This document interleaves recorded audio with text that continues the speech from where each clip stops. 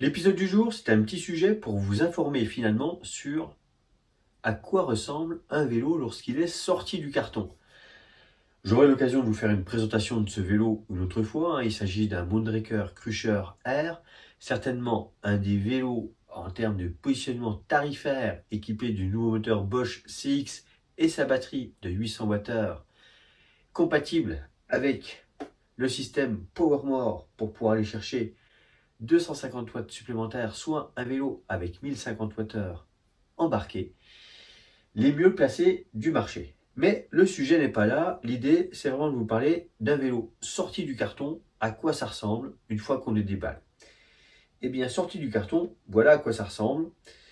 Forcément, il y a encore un petit peu de boulot pour qu'il puisse rouler, être mis à la route. Et puis, suivant les marques, des fois il faut même refaire certaines choses. Je pense notamment aux jeux de direction qui, la plupart du temps, ne sont pas graissés. Et un jeu de direction qui n'est pas graissé ne tiendra pas dans le temps.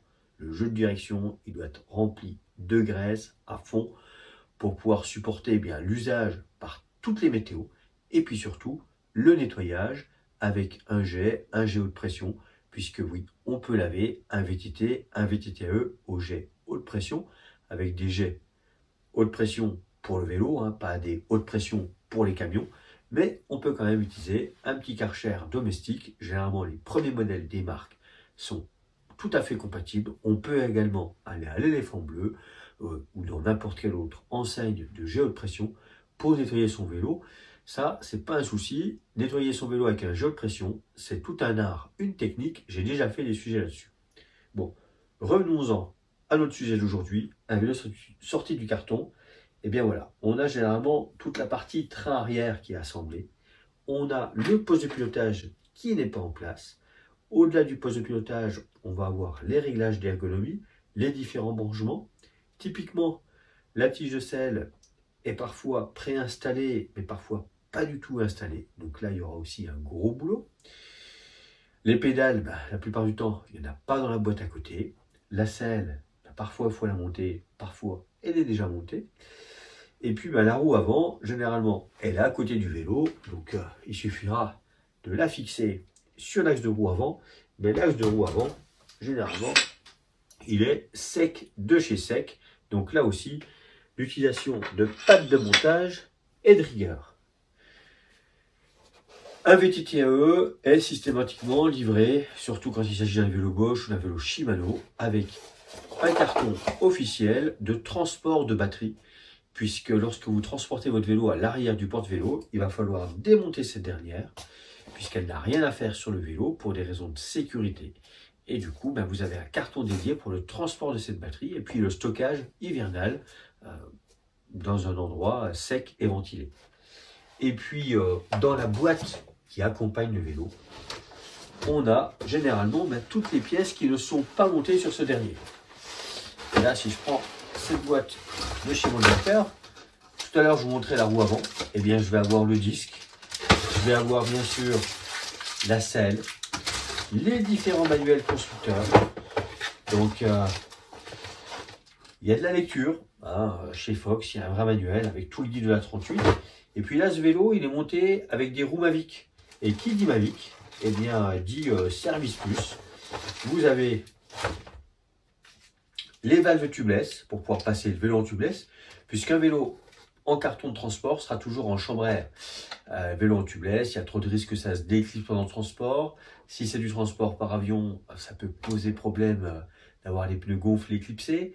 Donc du coup, les vélos sont jamais montés en tubeless. C'est au magasin de les passer en tubeless. Mais généralement, tout est fourni. Certaines marques fournissent même le liquide préventif. Ce n'est pas le cas chez Moonraker. On a juste les valves. Les pneus sont compatibles tubeless. Et puis derrière, on va pouvoir faire le montage. Et puis alors, ce qui est carrément amusant, c'est que je vois qu'on a même une troisième valve. C'est-à-dire qu'on a les deux valves Mavic d'origine. Et puis sur ce vélo, vu qu'à l'arrière, on a l'aimant qui est sur la jante, j'ai l'impression qu'on a un kit de valves plus long. Et du coup, j'ai une valve plus longue d'avance. Donc ça, c'est toutes des choses normalement qui vous reviennent avec le vélo, puisque ça fait partie du prix du vélo, vous les avez achetés. Et puis bien sûr, le chargeur se promène dans la boîte, les Crew Center Lock, la cale de transport pour bloquer les plaquettes. Et puis après, il y a toute une partie PLV, ILV pour leurs vendeurs. Et chez Mondraker, les vélos sont montés à la main par une seule personne. C'est pas une chaîne de montage où chacun fait une action et au final, s'il y en a un qui fait de la merde, ça ne se voit pas et on ne sait pas qui a fait. Puisque généralement, les postes tournent dans la journée pour éviter les gestes répétitifs. Chez Mondraker, un technicien prend l'ensemble des pièces et assemble votre vélo de A à Z. Ça, c'est typique des marques espagnoles. Orbea fonctionne également comme ça.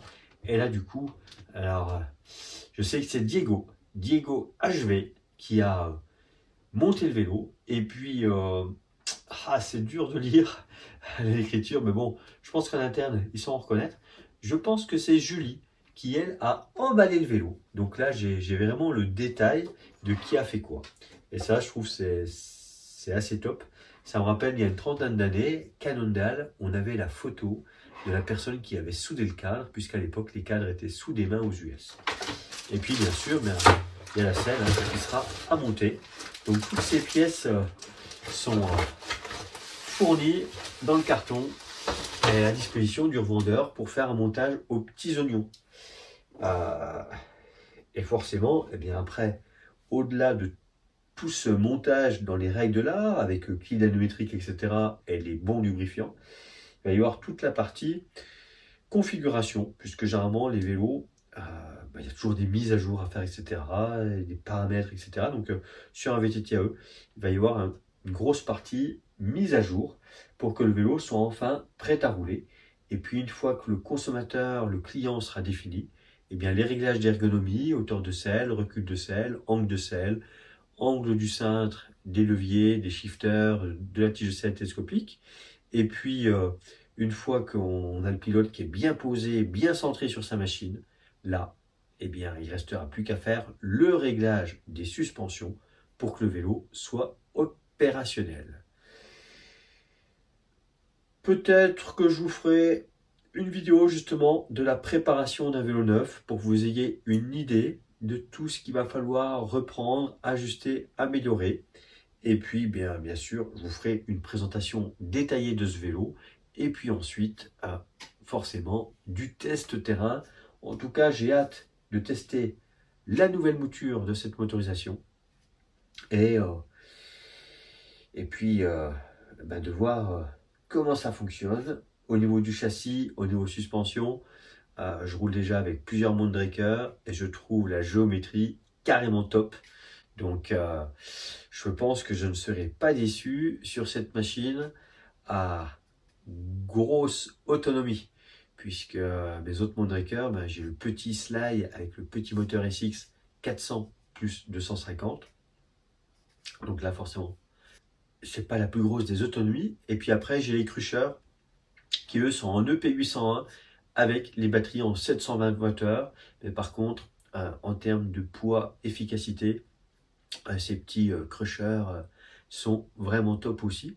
Donc là, ça sera mon plus gros Mondraker dans ma famille Mondraker. Voilà. Donc, à bientôt pour la suite et à bientôt sur les sentiers.